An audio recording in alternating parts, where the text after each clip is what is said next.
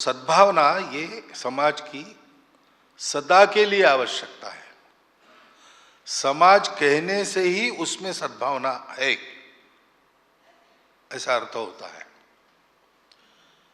हम लोग अंग्रेजी में बात करते हैं तो हम सोसाइटी कहते हैं या कम्युनिटी कहते हैं, लेकिन समाज का वो ट्रांसलेशन नहीं है, भाषांतर नहीं है। समाज ये अपनी भाषाओं का शब्द है। सम अज ऐसा उसका विग्रह होता है। तो समान गंतव्य वाले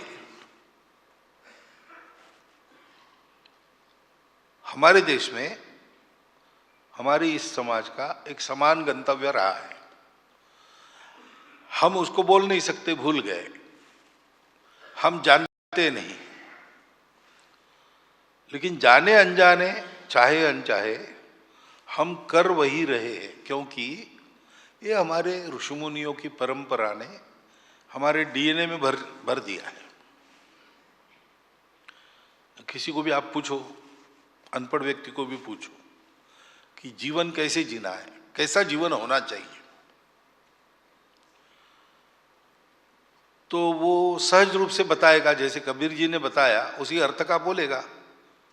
साईं इतना दीजिए जामे कुटुंब समाए, मैं भी भूखा ना रहूं, साधु भी भूखा न जाए।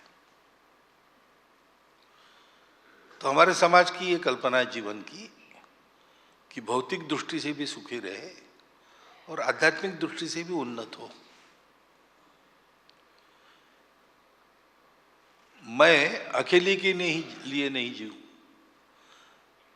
अपने व्यक्तिगत जीवन में मैं भगवान को पालूं और जीवन जीते समय मेरा जीवन स्वार्थ का न रहे, सेवा परोपकार का रहे।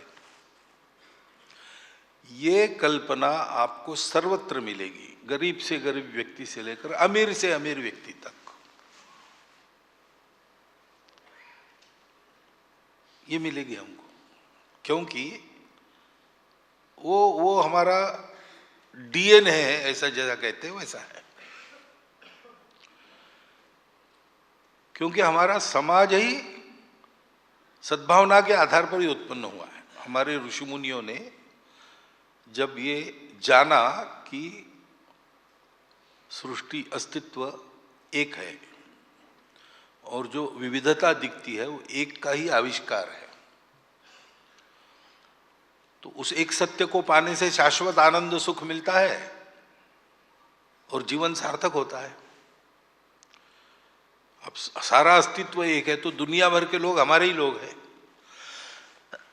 अब हमारे हैं और हमको एक शाश्वत सत्य मिला है, सुख का आधार मिला है, जीवन सार्थक करने वाला उपाय मिला है, तो हमको सबको बताना है, क्योंकि सब हमारे हैं।